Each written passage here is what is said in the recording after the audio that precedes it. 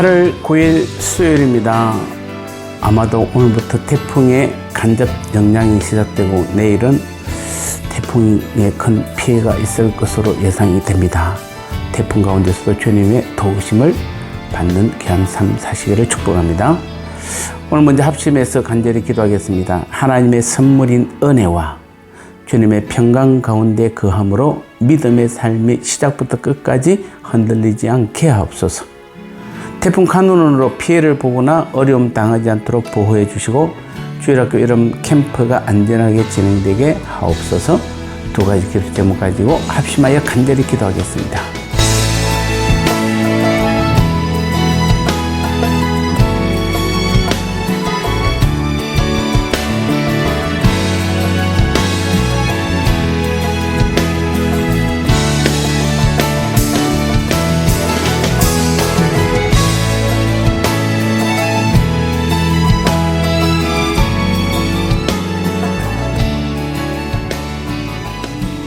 하나님 주신 말씀 함께 나누겠습니다. 오늘 제목은 신앙의 처음과 나중이라는 제목입니다. 에베소서 1장 2절 말씀에 하나님 우리 아버지와 주 예수 그리스도로부터 은혜와 평강이 너희에게 있을지어다. 아멘. 사도 바울의 인사 중에 상당 부분에 은혜와 평강이란 단어가 많이 나옵니다. 결론적 말씀드리면 은혜와 평강은 우리 신앙의 알파와 오메가입니다.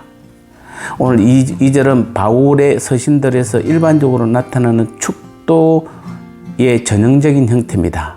그 가운데서도 은혜와 평강이 너희에게 있을지어다 라는 말씀은 당시 고대인들의 일반적인 인사였습니다. 은혜를 비는 것은 헬라인들의 풍속이었고 평화를 비는 것은 유대인들의 풍속이었습니다. 그러므로 이 말씀은 인사 형식을 띤 축도다 이렇게 볼 수가 있습니다. 그러나 여기서 바울이 비는 은혜와 평강은 단순한 인사말이 아닙니다. 바울이 비는 이 은혜와 평강은 사실은 신앙의 알파와 오메가이며 바울이 본 에베소서를 통해 하고 싶은 말의 요지인 것입니다. 우리가 어떻게 신앙생활을 시작했습니까? 나의 결단으로 시작했습니까? 물론 나타나는 양상은 그렇습니다. 하지만 그 이면을 보시면 거기에는 하나님의 큰 은혜가 있었습니다. 항상 믿음 이면에는 하나님의 은혜가 있습니다. 분명히 우리는 믿음으로 구원을 얻습니다. 하지만 그것을 하나님의 선물이라고 규정합니다. 왜 그렇습니까? 내가 믿고 내가 결단을 내려 얻은 구원인데 왜 하나님의 선물이라고 합니까? 그것은 바로 우리가 믿기 위해 먼저 하나님의 은혜가 있었기 때문입니다. 만일 하나님의 은혜가 없었다면 우리의 구원도 믿음도 없습니다. 이것은 누구에게나 동일합니다. 항상 우리에게 우선적인 것은 은혜입니다. 우리로 하여금 성도 되게 하는 것, 그것은 바로 하나님의 은혜입니다. 그래서 바울은 이것이 에베소 교회 성도들에게 있기를 기도한 것입니다. 은혜를 상실한 순간 성도인 우리는 사실상 모든 것을 상실하는 것과 똑같기 때문입니다. 그 다음으로 평강은 믿음으로 말미암습니다. 우리가 하나님을 믿을 때에 평강이 찾아옵니다. 평강은 이해하기 쉬운 말로 바꾸면은 화목이라고 해도 좋습니다. 화목이 무엇입니까?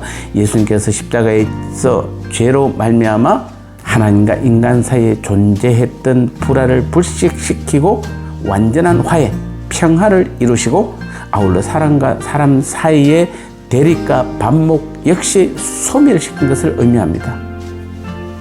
그러므로 본문에서 평강이 있어야 한다는 말은 무슨 말씀입니까? 만일 이 평강이 상실되고 없다면 어디에 문제가 있는 것입니까? 그것은 믿음에 문제가 있는 것입니다. 그러므로 이유가 어찌되었든 만일 우리의 마음에 평강을 잃고 중심이 흔들리고 불만이 있고 괴로움이 있고 원망이 있다면 우리는 무엇을 점검해야 할까요? 믿음을 점검해야 합니다. 원인을 다른 곳에서 찾으면 안 됩니다. 믿음의 결과는 반드시 평강을 가져오기 때문입니다. 예수님 말씀을 한번 들어보십시오. 예수님께서 주시는 평강은 세상이 주는 것과 같지 않다라고 요한복음 14장 27절에서 말씀하셨습니다. 무엇을 말씀하는 겁니까? 예수님이 주시는 평강은 세상의 권력이나 돈이 주는 그런 안정감과는 거리가 멀다는 것입니다. 그런 것들은 모두 권력과 함께 돈이 사라진과 동시에 평강도 사라집니다. 따라서 우리의 마음이 어떠한 이유로든 흔들리지 않고 불안에 처해 있고 편안하지 않는다면 오늘 우리는 무엇을 가장 먼저 점검해야 할까요? 이제까지 우리가 얻고 있는 평강이라는 것이 그러한 세상적인 것들에 기초한 것이 아닌지를 점검해 봐야 합니다. 세상에서 성공해서 출세해서 하는 일이 잘 되어서 자녀가 잘 되어서 교회가 큰 교회가 되어서 여러 가지 이유로 만약에 여러분이 평강을 얻었다면은 그 평강은 어느 순간에 다 없어질 것입니다. 이제는 우리의 마음에 우리는 상태를 점검하셔서 오늘부터 우리를 절대 흔들리지 않는 은혜에 기초한 그런 마음의 평강이 우리 가운데 있을 때에 그 사람은 신앙의 시작도 끝도 아름다운 신앙의 삶을 살아가게 될 줄 믿습니다. 나눔의 시간입니다. 은혜로 구원도 제사함도 하나님의 자녀가 되었기에 은혜는 기독교의 무엇인가요? 또한 평강은 믿음의 삶의 결과이기에 기독교의 무엇이라고 하고 있나요? 이처럼 은혜와 평강은 우리의 신앙의 삶의 시작과 끝으로 대변될 만큼 오늘 나에게 절대적으로 필요합니다.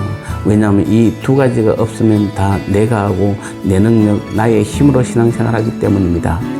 지금 나의 신앙의 은혜와 평강이 어느 정도 차지하고 있나요?